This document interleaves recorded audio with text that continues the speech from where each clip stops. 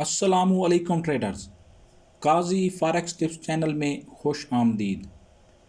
आज की वीडियो इंतहाई अहम है। आज मैं आप लोगों के साथ अपनी पर्सनल स्ट्रेटजी शेयर करने जा रहा हूँ, जिसको मैं स्कैल्पिंग के लिए भी इस्तेमाल करता हूँ, जिसको मैं डे ट्रेडिंग के लिए भी इस्तेमाल करता हूँ, जिसको मैं लॉन्ग टर्म के लिए भी इस्तेमाल करता हूँ। इसको आप किसी भी टाइम फ्रेम पर अप्लाई कर सकते हैं। रूल्स को फॉलो करते हुए आप अगर एंट्री लेंगे तो प्रॉफिट रेशो इसकी आपकी सोच से भी ज़्यादा होगी। इसकी मिसाल मैं आपको ऐसे दे दूं कि अगर आप 10 ट्रेड्स लेते हैं, फ़र्ज़ करें आपको बिल्कुल भी नहीं पता, आप रूल्स भी इग्नोर कर रहे हैं, उसमें से आपकी सिर्फ 3 ट्रेड्स भी टीपी हिट करती हैं और 7 आपकी एसएल हिट करती हैं, तो भी आप प्रॉफिट में होंगे। इंतहाई कमाल स्ट्रेटजी है। मैं आज जो आपको बताऊंगा इसमें स्कैल्पिंग के लिए बताऊंगा कि स्कैल्पिंग इसके ज़रिए हमने कैसे करनी है। इस स्ट्रेटजी को नाम मैंने QFT का नाम दिया है, काजी फॉरेक्स टिप्स के नाम से, क्योंकि इसके सारे रूल्स मेरे अपने ज़ाती बनाए हुए हैं बैक टेस्टिंग करके। काफ़ी अरसा से यानी कि इस पर मैं बैक टेस्टिंग कर रहा था, इसके रूल्स डिफ़ाइन कर रहा था। उसके बाद जब वीडियो बनाने की बारी आई, इस वीडियो को मैं 4 मरतबा पहले भी रिकॉर्ड कर चुका हूँ, आज 5वीं बार कर रहा हूँ। लेकिन रिकॉर्डिंग के बाद जब मैं एडिटिंग के लिए बैठता और इसकी ऑडियो सुनता, तो कहीं ना कहीं मुझे ऐसे सेटअप्स नज़र आते हैं जहां मुझे लगता है कि ये मुझे तो समझ आ रहे हैं, लेकिन जो एक बिगनर ट्रेडर है, जो एक नया ट्रेडर है, उसको समझ नहीं आएंगे, वो कंफ्यूज हो गए इन सेटअप्स पे। तो फिर इस वजह से दोबारा से न्यू सारी वीडियो बनाना पड़ती। क्योंकि मैं आप मेरा जाके पीछे जितनी भी वीडियोस पड़ी हैं आप सारी देख लें, मैंने सब वीडियोस को इस अंदाज में बनाया है कि एक नया बंदा, एक ऐसा बंदा जिसको फॉरेक्स की एफ़ का भी नहीं पता, अगर वो इस मार्केट में आता है और वीडियोस देखता है तो वो भी उसको इतना समझ आ जाए कि उसको किसी और से पूछने की ज़रूरत ना पड़े। और अल्हम्दुलिल्लाह पीछे सारी वीडियोस पड़ी हैं, आप उनको देख सकते हैं, सारी इंतहाई सिंपल वर्ड्स में हैं और ऐसे अंदाज में समझाई गई हैं कि आपको एक बार देखने से ही समझ आ जाती हैं। तो इंशाल्लाह ये वीडियो भी इसी तरह होगी। इसको आप एक बार देखेंगे आपको समझ आ जाएगी, लेकिन मैं रिकमेंड करूँगा कि इसको बार बार देखें, इसके कंसेप्ट को समझने की कोशिश करें। अगर आप इसी एक को स्कैल्पिंग के लिए लेके चलते हैं तो इससे भी आप प्रॉफिटेबल हो सकते हैं, अगर ये आपके इमोशंस के साथ मैच करती है तो। मैं इस स्ट्रेटजी के रूल्स मैं आपको एक साथ नहीं बताऊंगा, मैं आपको हर सेटअप पे जाके बताऊंगा कि अगर ऐसा सेटअप हो तो आप क्या करेंगे। क्योंकि ये थोड़ी कॉम्प्लिकेटेड है, इसलिए जो है ना इसको थोड़ा आपको बार बार देखना पड़ेगा। और मैंने कोशिश की है कि हर वो सेटअप जो आपको मार्केट में आपका वास्ता पड़ सकता है उस सेटअप से, वो सेटअप आपको समझाऊं एक एक करके। सबसे पहले तो इसकी रिस्क रिवार्ड रेशो की मैं अगर बात करूं, तो इसकी रिस्क रिवार्ड रेशो जो मिनिमम है वो 1 के मुकाबले में 3 है। 4 5 तो ये नॉर्मल इसकी रहती है, 10 तक भी चली जाती है। 1 के मुकाबले में 10 गुना आपको प्रॉफिट मिलता है इसी एक स्ट्रेटेजी से, एक एंट्री से, एक ट्रेड से। अगर आप 1% रिस्क ले रहे हो अपने अकाउंट का, तो आप अपना एक एंट्री से आप अपने अकाउंट को एक ही ट्रेड में 10% तक ग्रो कर सकते हैं। और ये मैं आपको यहाँ चार्ट पे जाकर समझाऊंगा, सारी चीज़ें एक एक पॉइंट आपका क्लियर करूँगा, ताकि किसी भी किस्म की आपका जो इशू हो, कुछ सवाल हो, मुझसे पूछने की ज़रूरत ना पड़े। आप अगर दोबारा वीडियो देखें तो आपको समझ आ जाए। सबसे पहले बात करते हैं इसके टाइम फ्रेम की। इसके लिए जो बेहतरीन टाइम फ्रेम है स्कैल्पिंग के लिए वो M15 और M5 है। गोल्ड के लिए आप M5 भी कर सकते हैं, करेंसीज़ के लिए भी कर सकते हैं, लेकिन बेहतर है कि गोल्ड के लिए आप M5 यूज़ करें, करेंसीज़ के लिए M15 यूज़ करें। बाकी ये प्राइस एक्शन से रिलेटेड स्ट्रेटजी है। जिस तरह आपको पता है कि प्राइस एक्शन क्रिप्टो हो, स्टॉक हो, इंडेक्सेस हों, फॉरेक्स हो, मेटल्स हों, हर जगह पे काम करती है। ये भी स्ट्रेटजी आपको हर पेयर पे काम देगी, सिर्फ आपने इसके रूल्स को प्रॉपर फॉलो करना है। तो सबसे पहले स्टार्ट करते हैं। M15 का टाइम फ्रेम है, GBP USD का पेयर आपके सामने है। इसको हमने करना क्या है, सबसे पहले देखें। सबसे पहले आपने चार्ट पे RSI लगानी है। RSI का पीरियड डिफ़ॉल्ट ही रहेगा 14, जो डिफ़ॉल्ट पीरियड है आपने उसको छेड़छाड़ नहीं करनी, वैसे ही अप्लाई कर देना है जो उसका डिफ़ॉल्ट पीरियड है 14। ये नीचे लगी हुई है RSI 14, इसका डिफ़ॉल्ट पीरियड है। उसके बाद आपने वेट करना है मार्केट के ओवरबॉट या ओवरसोल्ड एरिया में जाने का। जैसे यहाँ पे ओवरसोल्ड एरिया में गई, यहाँ हम सोच सकते हैं, यहाँ हम देख सकते हैं कि ये QFT बन सकती है। इसी तरह अगर ओवरबॉट एरिया में जाए तब भी QFT बन सकती है। यानी आपने निगाह कहाँ पे रखनी है, आपने RSI पे रखनी है। जब मार्केट उसको टच करेगी RSI के ओवरबॉट या ओवरसोल्ड एरिया को, तो ये आपकी एंट्री के लिए पॉसिबल होगा। जो इसका सेकंड सेट में अपना स्टेप है, सेकंड स्टेप ये है कि आपने इसके स्विंग जो है, आपने दूसरे स्विंग का वेट करना है कि दूसरा स्विंग बने। वो कैसे, मैं आपको यहाँ पे मार्क करके देता हूँ। ये एक हमने लेवल लगा दिया, यहाँ पे मार्केट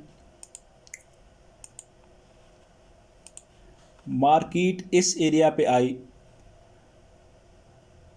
ओवरबॉट नीचे से मार्केट आई, यहाँ पे आके ये एरिया ओवरबॉट में चला गया। ठीक है, आपने यहाँ पे मार्किंग कर ली। अब आपने वेट करना है मार्केट दोबारा उसी लेवल तक जाए। मार्केट यहाँ नीचे आई, फिर दोबारा इसी लेवल को टच किया, यहाँ से आपकी एंट्री बनेगी इस जगह से। सेकंड जो चीज़ हमने वेट करनी है, वो हमने वेट करना है कि इसके दरमियान गैप का। इसी तरह अगर मार्केट ओवरसोल्ड एरिया में आती है, मार्केट आई, यहाँ पे RSI ने ओवरसोल्ड एरिया दिया, ऊपर गई, फिर मार्केट नीचे आई, गैप बना, फिर मार्केट ऊपर निकली, तो यहाँ से हमारी एंट्री पॉसिबल बनेगी। दो सेटअप्स हैं, एक बाई के लिए, एक सेल के लिए। लेवल किस तरह मार्क करना है, इसका TP SL कहाँ पे रखना है, वो सारी चीज़ें एक एक करके मैं हर स्टेप पर आपको पूरी डिटेल के साथ समझाऊंगा। पहले ये कंसेप्ट क्लियर कर लें इसका। गैप होना चाहिए, गैप के बाद जिस तरह यहाँ पे ओवरबॉट एरिया में आई, मार्केट में गैप आया, दरमियान में स्विंग जितना बन जाए कोई इशू नहीं है। इसके दरमियान अगर स्विंग बनते रहते हैं कोई इशू नहीं है, लेकिन जब भी मार्केट इस लेवल को टच करे, याद रखें, जब भी मार्केट जो हमने लेवल मार्क किया हुआ है, जब भी मार्केट उस एरिया को टच करती है, उस वक्त नीचे RSI पे डाइवर्जेंस होनी चाहिए। रेगुलर डाइवर्जेंस होना लाजमी है। अगर डाइवर्जेंस नहीं है तो फिर हम ट्रेड नहीं करेंगे, वो हमारा सेटअप वैलिड नहीं होगा। यहाँ ये इक्वल है, इक्वल टॉप हो गया या इक्वल बॉटम हो गया, नीचे RSI पे डाइवर्जेंस होगी, ये हमारा सेटअप कंप्लीट हो गया। अब यहाँ हम एंट्री ले सकते हैं। अब एंट्री कैसे लेनी है वो मैं आपको चार्ट पे चल के समझाता हूँ पूरी डिटेल के साथ। अब इस सेटअप पे फोकस कीजिए। ये एक सेटअप आपके सामने नज़र आ रहा है। ये देखिए यहाँ पे RSI ओवरबॉट एरिया में गई है, तो इस लेवल को हम मार्क करेंगे क्योंकि RSI तो ओवरबॉट एरिया में जा चुकी है। अब यहाँ इंतहाई अहम चीज़ जो है वो ये है कि हमने इसकी मार्किंग कैसे करनी है, इस लेवल को मार्क किस तरह करना है। देखें, जब मार्केट इस एरिया से नीचे आती है, दोबारा से RSI को देखें नीचे आ गई। अब RSI तो इस कैंडल से जो है ना, इस कैंडल पर जो है ना RSI ओवरबॉट एरिया में गई, लेकिन हम वेट करेंगे कि जो इसका हाईएस्ट पॉइंट हो। RSI यहाँ पे गई, इसका हाईएस्ट पॉइंट ये है, उसके बाद मार्केट नीचे चली, दोबारा से इस लेवल तक आई। जब ये हाईएस्ट, जब ये स्विंग बन जाएगा तो हम इस एरिया को मार्क करेंगे। अब इस एरिया को मार्क करने का तरीका ये है कि हम मार्क करते हैं, जिस तरह अगर इसको हम कंसीडर करें तो हम कैंडल की बॉडीज से लेके कैंडल की विक तक एक लेवल बना देते हैं। सिंपल सा, कैंडल की बॉडीज से कैंडल की विक तक एक हम लेवल बनाते हैं, जिस तरह मैंने यहाँ पे लेवल बनाया है। लेकिन जिस तरह ये सूरत हाल है, यहाँ पे अब आपके सामने है कि कैंडल की विक्स नहीं है, तो उस सूरत में हम लेवल कैसे बनाएंगे। उस सूरत में हम लेवल इस तरह बनाते हैं कि थोड़ा सा लेवल हम कैंडल्स की बॉडी के ऊपर रखते हैं और थोड़ा सा कैंडल से ऊपर रखते हैं। अपना विक्स जहाँ अगर ना हो तो ऐसे ही एम्प्टी जगह पे, खाली जगह पे हम लगा देते हैं लेवल को। ये देखें, ये थोड़ा सा मैंने बॉडी के ऊपर रख लिया और थोड़ा सा उसके बाद ऊपर लेके इसको मैं आगे तक ले गया। अब जहाँ भी इस लेवल को मार्केट टच करेगी तब हमारी एंट्री पॉसिबल होगी। अब यहाँ पे आके इसने देखें गैप दिया, इतना गैप काफ़ी है। गैप यहाँ से भी हॉरिजॉन्टल भी होना चाहिए, वर्टिकल भी होना चाहिए, यानी कि ये ना हो कि यहाँ तक गैप हो, यहाँ तक, लेकिन दरमियान में कैंडल यहाँ तक नीचे आई हूँ।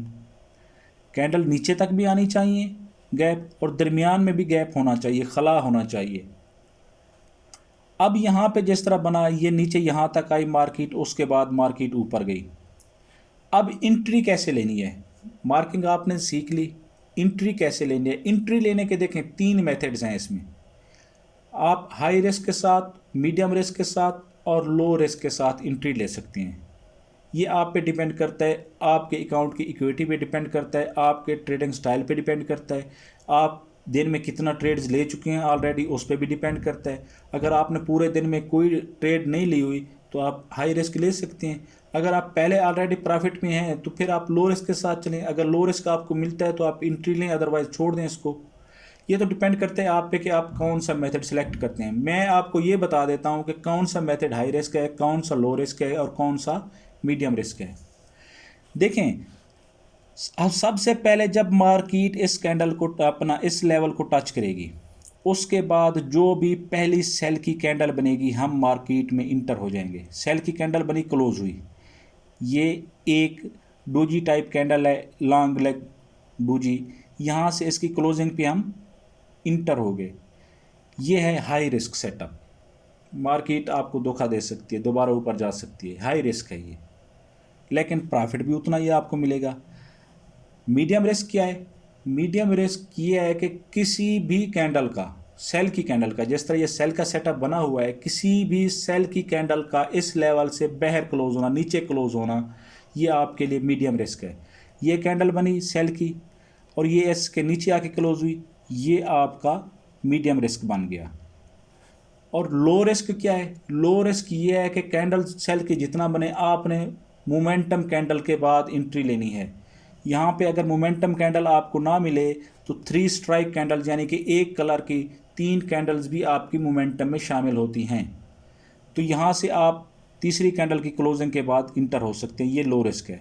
अगर मैं हाई रिस्क के साथ आपको यहाँ पे एंट्री लेके दिखाऊं तो ये हमारा एंट्री पॉइंट होगा। और स्टॉप लॉस कहाँ पे होगा? स्टॉप लॉस इन 2 पॉइंट्स के दरमियान जो हाईएस्ट पॉइंट होगा सेल के सेटअप में, वो हमारा स्टॉप लॉस होगा। अब इसकी विक तक हम जाएंगे। ये इसकी विक यहाँ तक बनी हुई है, इसकी विक के ऊपर हम स्प्रेड का जो डिफरेंस है उसको ऐड करके यहाँ हम ऊपर स्टॉप लॉस लगा देंगे। और टीपी कहाँ पे होगा? हमारा फर्स्ट टीपी जो होगा हमेशा इन 2 गैप्स के दरमियान, इन 2 स्विंग्स के दरमियान जो लोएस्ट पॉइंट होगा सेल के सेटअप में, वो हमारा टीपी होगा। अब मैं यहाँ पे इसको लेके आता हूँ, ये हमारा टीपी है। टीपी आपने विक्स तक नहीं रखना, टीपी आपने एक लेवल बना देना है छोटा सा, उस लेवल को देखते हुए आपने टीपी रखना है। अब अगर इसकी रिस्क रिवार्ड रेशो की बात की जाए तो ये 5+ इसका रिस्क रिवार्ड रेशो बनी हुई है। मैं इसको थोड़ा ये देखें, ये 6 के करीब, ऑलमोस्ट 6 के करीब यानी कि इसकी रिस्क रिवार्ड रेशो बनी है। अगर आप 1% रिस्क लेते हैं, अगर आपका जो स्टॉप लॉस है अगर वो हिट होता है, 1% आपको लॉस होता है, लेकिन अगर आपको प्रॉफिट होगा तो आपके अकाउंट की ग्रोथ 6% हो जाएगी सिर्फ इसी एक ट्रेड से और चंद ही घंटों के अंदर। ये है इस सेटअप की, ये है इस QFT की जो है ना पावर। ये एक नॉर्मल सेटअप है। इसके अभी TP लेवल 1 है, इसका TP2 बन नहीं रहा। जहाँ TP2 बनेगा मैं वो भी आपको समझाता हूँ। इसको आप TP2 तक लेके जाएं, आपको इंतहाई कमाल रिज़ल्ट मिलेगा। मैं आगे मज़ीद आपको सेटअप समझाता हूँ। आपने मेहरबानी करनी है, अगर आप फॉरेक्स ट्रेडिंग में कामयाब होना चाहते हैं तो एक एक बात को गौर से सुना करें। मैं यहाँ कोई भी बात ऐसी फजूल नहीं करता, ना ही वीडियो टाइमिंग के लिए करता हूँ और ना ही मेरा यूट्यूब जो सोर्स ऑफ इनकम है कि मैं उसको वीडियो बनाने के लिए मेहनत करता हूँ और उसको लंबा करके जाता हूँ। एक एक पॉइंट जो होता है वो सब आपके फ़ायदे के लिए ही होता है। बाद में फिर आप वही सवाल पूछ रहे होते हैं जो वीडियो में मैं ऑलरेडी डिस्कस कर चुका होता हूँ। वजह क्या है? वजह आपकी स्किपिंग है। आप स्किप करके देखते हैं, आप जल्दी से कि बस मुझे पता चल जाए, ऐसी बात नहीं होती। ये इंतहाई जो है ना टेक्निकल चीज़ें होती हैं, इनको समझना लाजमी होता है एक एक पॉइंट को। तो नेक्स्ट जो है ना अपना हम सेटअप की तरफ चलते हैं, वहाँ मैं आपको मज़ीद जो है ना समझाता हूँ। अच्छा, यहाँ पे देखें, एक और बाई का सेटअप बना है। यहाँ मैं आपको समझा देता हूँ बाई के सेटअप की। देखें, सबसे पहले क्या करना है, RSI गई ओवरसोल्ड एरिया में, ठीक है। अब हमने उसके मार्केट ने स्विंग बनाया, यहाँ तक नीचे आई, हमने यहाँ लेवल मार्क कर देना है। लेवल किस तरह मार्क करना है? कुछ हम कैंडल्स के ऊपर जाने देंगे, कुछ कैंडल से नीचे, क्योंकि इसकी विक्स नहीं है। जिसकी विक्स ना हो उसको आपने ऐसे ही करना है जिस तरह मैं बता रहा हूँ, थोड़ा सा उनके उसके ऊपर और थोड़ा सा इसके नीचे हम इसको लेवल लगा देंगे। ये मैंने एक सूटेबल सा लेवल लगा दिया। अब मार्केट देखें, यहाँ से गई यहाँ तक आई। जब यहाँ पर मार्केट आई, जब इस लेवल को इस कैंडल ने टच किया, ये सेल की कैंडल है, इसने टच किया, तो इस वक्त मार्केट पर डाइवर्जेंस मौजूद थी। नीचे देखें, ये डाइवर्जेंस क्लियर आपको नज़र आ रही होगी। तो अब यहाँ पे एंट्री लेने का क्या तरीका है? देखें, अगर आप हाई रिस्क के साथ अगर लेना चाहते हैं तो यहाँ से एंट्री लेंगे, लेकिन अगर आप प्रॉपर लो रिस्क के साथ एंट्री लेना चाहते हैं तो मोमेंटम कैंडल का वेट करेंगे। मोमेंटम कैंडल आपकी कहाँ पे बनी है? मोमेंटम कैंडल बनी है यहाँ पे, लेकिन यह हमारे एंट्री के लिए मुनासिब जगह नहीं है क्योंकि ये लेवल के अंदर बनी हुई है। अगर यहाँ पे कोई भी बाय की कैंडल, याद रखें, अगर कोई भी बाय की कैंडल, सेल का सेटअप है, अगर कोई भी बाय की कैंडल इससे बाहर क्लोज हो जाती है, इस लेवल से नीचे क्लोज हो जाती है, तो हमारा सेटअप ऑटोमेटिकली इनवैलिड हो जाएगा। हम उस सेटअप को इग्नोर कर देंगे। हमने ये देखना है कि सेल की कैंडल के बाद जो भी बाय की कैंडल्स बने वो इस लेवल के अंदर बने या इस लेवल से ऊपर बने, तब जाके हमारा सेटअप वैलिड होगा, अदरवाइज उसको हम इग्नोर कर देंगे। अब यहाँ पे देखें, यहाँ पे अगर हम चाहते तो एंट्री ले लेते। अब हमारा स्टॉप लॉस कहाँ पे होता? स्टॉप लॉस हमारा इस लेवल से थोड़ा नीचे होता। डिफरेंस पिप्स का ऐड करके अगर हम करते तो शायद यहाँ पे हाई रिस्क के साथ हमारा एस्केलेट हो जाता। लेकिन अगर लो रिस्क की बात की जाए तो लो रिस्क हमारा ये कैंडल, बाई की कैंडल यहाँ पे मोमेंटम बनी लेकिन लेवल के अंदर बनी। हम अब बाहर क्लोजिंग का वेट करेंगे। यहाँ पे आके बाहर क्लोजिंग हुई इस कैंडल ने, बाई की कैंडल ने। अब हम यहाँ से इंटर होंगे बाई के सेटअप के लिए इस कैंडल से। अब स्टॉप लॉस हमारा कहाँ पे होगा? इन दो पॉइंट्स के दरमियान जहाँ से हमने एंट्री ली है उसके दरमियान हमारा जो लोएस्ट पॉइंट है इसमें से अपने बाई के सेटअप में, वो हमारा स्टॉप लॉस बनेगा। यहाँ पे मैंने इसका स्टॉप लॉस रखा। अब टीपी कहाँ पे रखा? ये हमारा एक लेवल लगा दें आप इनके दरमियान, ये हमारा एक टीपी बन जाएगा। यहाँ पे भी टच मिल रहा है, यहाँ पे भी ये कैंडल भी टच हो रही है, ये भी ऑलमोस्ट टच हो रही है। तो इस जगह पे हम अपना टीपी रख देंगे। अगर मैं इसको इस लेवल तक लेके जाऊं तो ये ऑलमोस्ट आपका 3% यानी कि बनता है 1 के मुकाबले में। इसकी रिस्क रिवार्ड रेशो 3 के करीब बनती है, 3 के आसपास।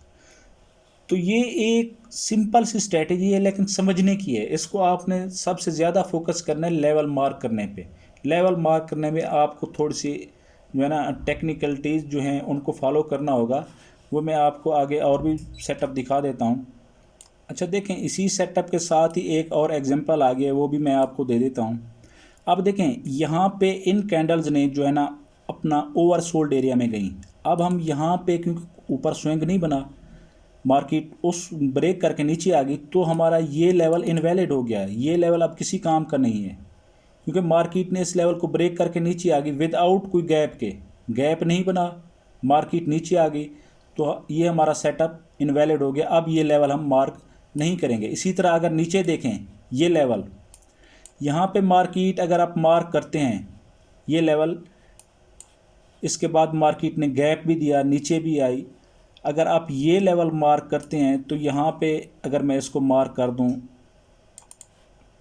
इस लेवल को, यहाँ पे देखें मार्केट यहाँ पे आई, ये ओवरसोल्ड एरिया में था, ठीक है ना, सॉरी, ये देखिए मार्केट यहाँ पे आई, ओवरसोल्ड एरिया में था, हमने इस लेवल को मार्क कर दिया।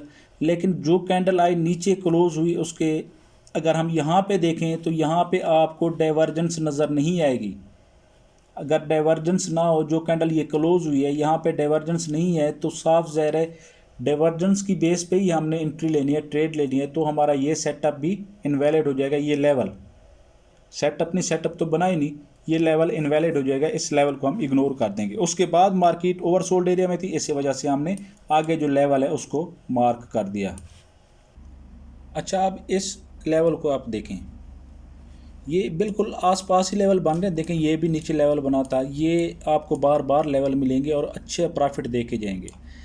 ये ओवरबॉट एरिया में थी, हमने यहाँ पे मार्किंग कर दी क्योंकि विक्स ना होने के बराबर है। कुछ हमने कैंडल्स भी लगा दी और कुछ थोड़ा सा ऊपर लगा दी। अब यहाँ पे देखें, अब जो आपका फर्स्ट टीपी है, फर्स्ट टीपी आपका ये पॉइंट बनेगा। इस पॉइंट तक आप फर्स्ट टीपी रख सकते हैं। अगर आप हाई रिस्क के साथ एंट्री ले रहे हैं, यहाँ से लेंगे एंट्री, स्टॉप लॉस आपका यहाँ पे होगा और फर्स्ट टीपी आपका ये होगा। लेकिन याद रखें, आपने हमेशा risk to reward ratio maintain रखनी है, हर ट्रेड पे इक्वल रिस्क लेना है। ये ना हो आप यहाँ पे सेम जो है ना अपना लॉट साइज़ यूज़ करें, जहाँ पे 10 पिप का एसएल बन रहा हो वहाँ पे भी सेम लॉट साइज़ यूज़ करें, जहाँ पे 50 पिप का वहाँ पे भी सेम लॉट यूज़ करें। तो इस तरह आप कभी भी प्रॉफिटेबल नहीं हो सकते। यहाँ पे अगर हम हाई रिस्क के साथ एंट्री लेते हैं तो हमारी एंट्री यहाँ से बनेगी। अगर आप लो रिस्क के साथ एंट्री लेते हैं तो ये मोमेंटम कैंडल है लेवल अपना TP1 पे, तो यहाँ पे हम एंट्री लेंगे। अगर मैं हाई रिस्क की अगर बात करूँ तो यहाँ पे ये हमारा स्टॉप लॉस बन गया इसके ऊपर, इस लेवल से थोड़ा सा ऊपर, लेवल के बिल्कुल ऊपर नहीं रखना, थोड़ा सा आपने फासला दे के रखना लेवल से। अच्छा, अब इसमें जो है ना टीपी हमारा सेकंड कहाँ पे होगा, याद रखें इसमें टीपी के लिए हमने सप्लाई एंड डिमांड के जो रूल्स हैं उनको भी शामिल किया है, तो इनको भी आपने साथ शामिल करना है। TP2 तक लाजमी लेके जाना है। अगर आप एंट्री ले रहे हैं QFT पे तो आपको अच्छे प्रॉफिट के लिए TP2 की जो है ना ज़रूरत पड़ेगी। अब यहाँ पे अगर हम देखें तो यहाँ से आपको मैं सिंपल वर्ड्स में समझा दूँ, ये जो स्विंग स्टार्ट हुआ है, जहाँ से ये स्विंग स्टार्ट हुआ है उसके लेवल तक हमने TP2 रखना है। यहाँ से स्टार्ट हो रहा है स्विंग, तो इस लेवल के आसपास हमने यहाँ पे जो है ना अपना TP रख देना है इस लेवल तक। ये हमारा TP2 शामिल हो जाएगा। सिंपल से अंदाज में मैंने आपको समझा दिया कि किस तरह हमने TP2 को रखना है।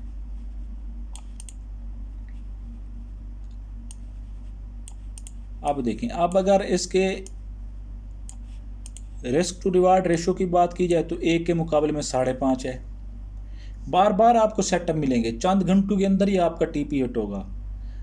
यहाँ पे ये लेवल बना, बीच में थोड़ा गैप भी था और डाइवर्जेंस भी, नीचे भी RSA पे अगर आप देखें तो डाइवर्जेंस भी थी, तो परफेक्ट हमारा सेटअप बना था। हमने उस पर एंट्री ली और हमारा TP2 भी हिट हुआ। तो हमेशा याद रखें, जब भी आप ट्रेडिंग चार्ट पे बैठें, जब भी आप ट्रेड कर रही हो, अपने जहन को फोकस किया करें कि रूल्स क्या क्या हैं। ये रूल्स आपके उस वक्त ही आपके जहन में बैठेंगे जब आप बार बार इनको फाइंड करेंगे, जब आप बार बार इसकी प्रैक्टिस करेंगे। मैं ये वीडियो जैसे ही फाइनल होती है अपलोड करके फिर आपको असाइनमेंट दूंगा और आपने कम से कम 50 जो है ना सेटअप मुझे फाइंड करके देने हैं डिफरेंट जो है ना टाइप्स के। तो इंशाल्लाह वो मैं असाइनमेंट दूंगा, पहले मैं इसको फाइनल कर लूँ वीडियो को। अब देखें, इसके साथ ही एक और सेटअप बना हुआ है, इसको मैं मार्क करके दिखाता हूँ। मैंने थोड़ा सा इस कैंडल्स के ऊपर मार्क किया, थोड़ा सा इसके मैंने ऊपर मार्क किया। ये देखें यहाँ पे ओवरबॉट एरिया में थी।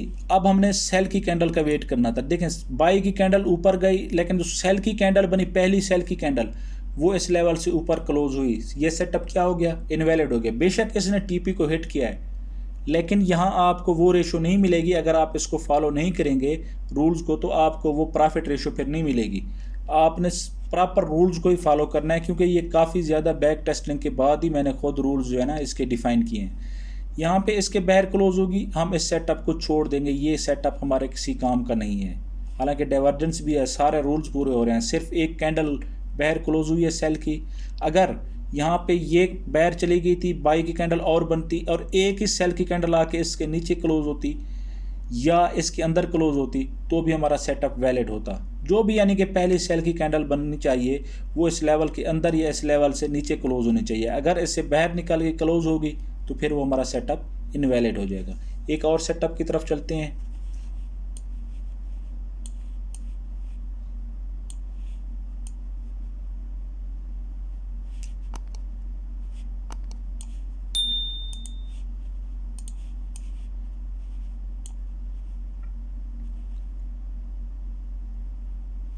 देखें, इस सेटअप के साथ ही जो है ना यहाँ पे एक और सेटअप बना हुआ नज़र आ रहा है मुझे बाई का।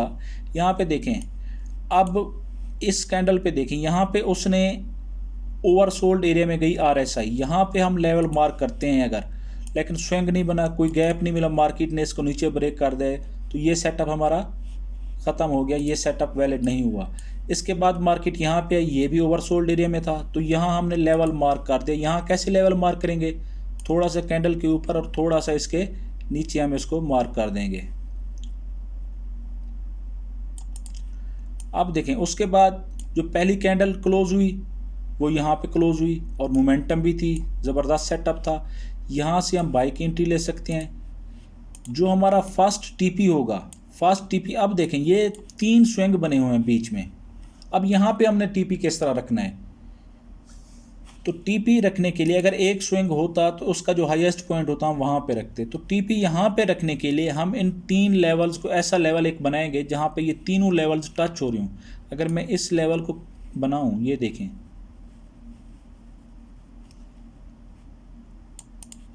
ये मेरा एक टीपी बन गया। अच्छा, यहाँ पे क्योंकि मैंने तो रिस्क रिवार्ड रेशियो अपनी वही रखनी है ना, उसकी जो स्टॉप लॉस है उसके मुताबिक ही चलना है। तो यहाँ पे ये मेरा फर्स्ट टीपी हो गया। इस लेवल तक आसानी के साथ उसने हिट भी किया, आगे जाके ये आपके सामने है।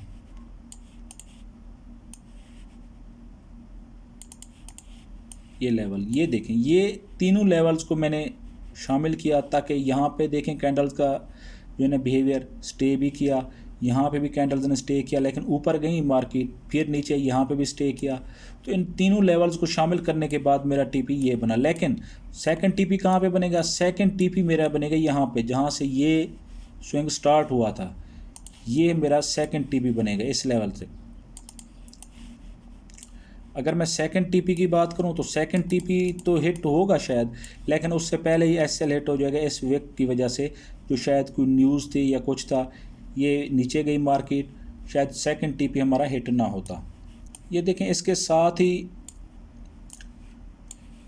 इस जगह को देखें, ये ओवरबॉट एरिया में गई यहाँ पे। तो इसका जो हाईएस्ट पॉइंट था ये था, मैंने यहाँ से यहाँ तक एक लेवल मार्क कर दिया। गैप भी बना, मार्केट ने गैप भी बनाया। उसके बाद जब मार्केट इस लेवल को ब्रेक करके ऊपर निकल गई तो जो पहली सेल की कैंडल थी वो इस लेवल से बाहर थी। तो ये हमारा सेटअप वैलिड नहीं रहा, इस लेवल को हम इग्नोर कर देंगे। सेम इसी तरह ही आपने करना है, हर जगह आपको बार बार ये सेटअप मिलेंगे। M15 पे हम यहाँ पे देखें, यहाँ पे भी इस सेटअप को हम शामिल नहीं करते। ये हालांकि टीपी हिट हुआ, लेकिन ये सेटअप हमारा वैलिड नहीं है क्योंकि इनके दरमियान गैप नहीं है। अगर गैप होता तो फिर हम इसको शामिल कर लेते, लेकिन इन स्विंग्स के दरमियान ये 1-2 कैंडल्स मेरे ख्याल में थोड़ा सा गैप है, लेकिन ये गैप वैलिड नहीं है। इतना छोटा गैप, इसको आप इग्नोर करेंगे, ये हमारा एक ही स्विंग काउंट होगा। तो इस तरह जो है ना, आपने इसको रूल्स को फॉलो करते हुए ट्रेड करना है। ये आपके सामने। इसके अलावा भी अगर कहीं पे कोई सेटअप ऐसा नज़र आता है आपको जो आपकी समझ ना आ रहा हो, तो आप मुझसे डिस्कस कर लीजिएगा व्हाट्सएप पे या फेसबुक पे। इंशाल्लाह मैं आपको प्रॉपर गाइड करूँगा, क्योंकि मैंने इस पर काफ़ी ज़्यादा बैक टेस्टिंग की हुई है। आप भी इसकी बैक टेस्टिंग आपने भी करनी है। उम्मीद है कि मुझे लगता है कि ये वीडियो फाइनल हो जाएगी, क्योंकि मैंने जो पॉइंट्स पीछे जो मिस किए थे वो इसमें शामिल कर दिए हैं, ताकि आप किसी किस्म की जो है ना परेशानी ना हो। तो मिलते हैं नेक्स्ट वीडियो में। अपनी दुआओं में याद रखिएगा। Thank you. अल्लाह हाफिज़।